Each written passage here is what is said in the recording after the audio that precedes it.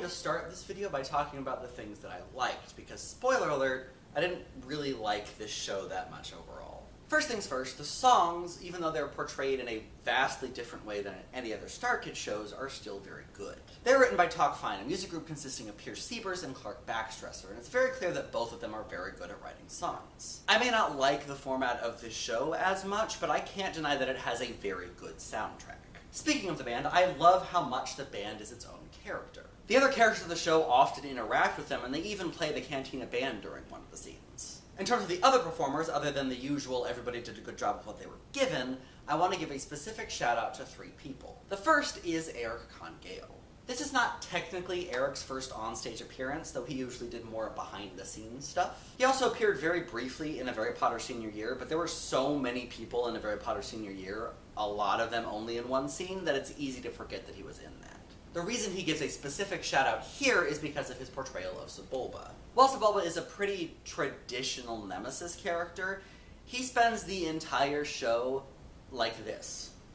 Every single moment that he's not sitting or pod racing, he's crab walking around the stage, which is not an easy thing to do for a brief period of time, let alone for an entire scene, let alone for multiple entire scenes. The second shout-out goes to Nick Lang, who usually does more behind-the-scenes work, especially as director, though he did appear on stage more often in the earlier days of the company.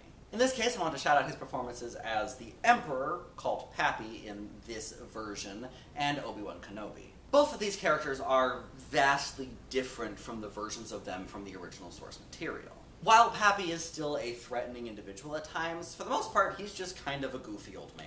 Obi-Wan, on the other hand, takes the role of main antagonist of this show. He's an alcoholic who will stop at nothing to stop Annie from succeeding, even so much as shooting and killing one of his friends. All while still being comedic. I know that I said 3 characters, but I also do want to briefly applaud Brian Holden for making Jar Jar sympathetic. I know part of that is the writing, but Brian deserves props as well. The final shout-out goes to Chris Allen, who plays the title character, Annie.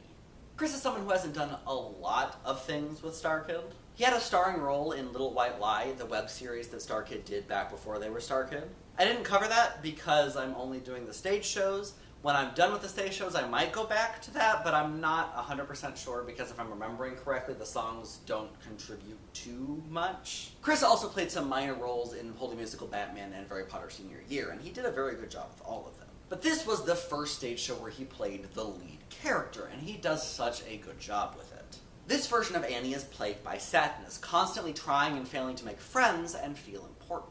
He's crippled with self-doubt throughout most of this show, and Chris does such a good job of portraying that while not forgetting the comedic aspect of the character. He helps us root for the character and feel good when he succeeds. The other thing that I appreciate about this show is the relationship between Annie and Tarkin. When they first start out, they very much have the relationship of beleaguered boss and misbehaving employee, with Tarkin being exasperated by Annie's antics on the Death Star, and then desperately trying to get Annie to come back when Annie runs away to pod race again. However, after seeing how miserable Annie is, Tarkin agrees to help him pod race again, and over the course of the show, this helps form a very strong and very touching friendship. Ultimately, though, I didn't like this show as much. There were a couple of moments when I was watching when I just fully lost interest and spaced out, and that hasn't happened since A Very Potter sequel and A Very Potter Senior Year. Unlike those previous examples, however, where you could make the argument that it's just because they're far too long, here, this musical is only about 2 hours, so it doesn't even have that as an excuse. Unlike their previous parodies, which do a good job of juggling poking fun at the original source material while also paying homage to it, this musical seems to exist to make fun of the prequels and not much else. There's not necessarily anything wrong with that, but as someone who never really watched the prequels, I didn't get a lot out of it. I enjoyed the nods they throw into the original trilogy, because that I have seen, but those didn't happen very often. They also have a tendency to underutilize characters. The biggest offenders of this were Boba Fett and Mara Jade. In the case of Bob, you could make the argument that that was on purpose, since Boba Fett wasn't used very much in the original trilogy, but if that is what they were going for, they should have made it a little more clear, because I'm just kind of guessing at this point. Bob just shows up in a few scenes, talks about how great he is, and then leaves without really doing anything. However, what I will say is that at least with Bob, he was clearly only supposed to be a side character and not a main focus. Mara Jade, on the other hand, was kind of set up to be a secondary main character. She's Annie's replacement to be the apprentice of Pappy. She and Annie have that heart-to-heart about their respective dreams, and she just kind of screams secondary protagonist for the first half of Act 1. Then, once they get to Tatooine, she just kind of disappears. We get one scene where she tries and fails to get an audition at Jabba's palace, and then she shows up to be a part of Annie's pit crew, where she doesn't really do anything. Now, this wouldn't necessarily be a big problem, except the final number, the triumphant finale, is mostly about her.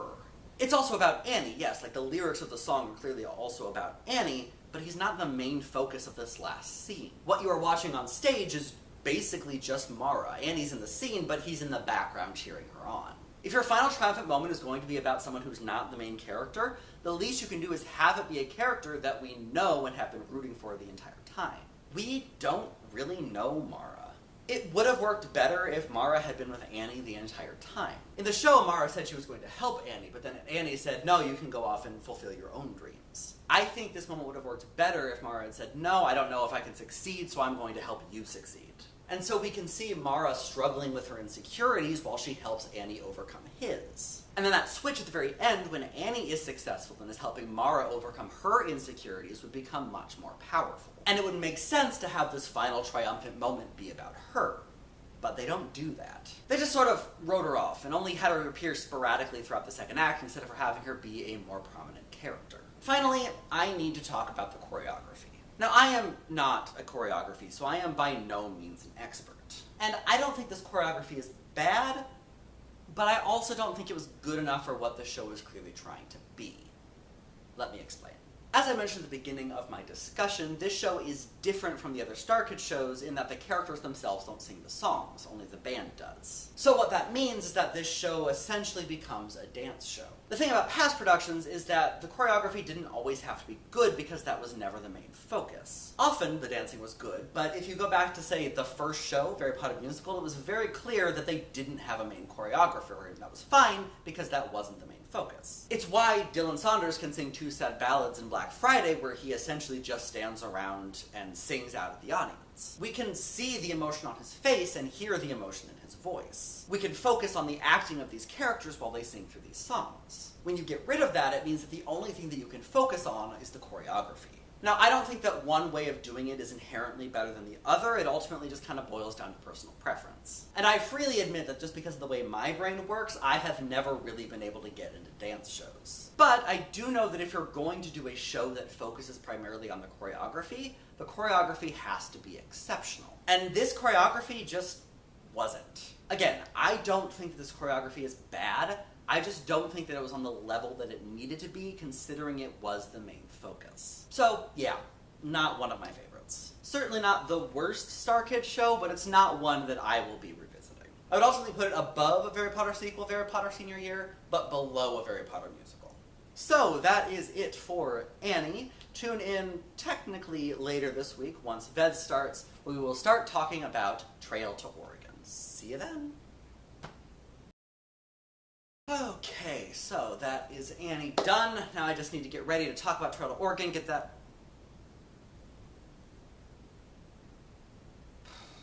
Well, that's not good.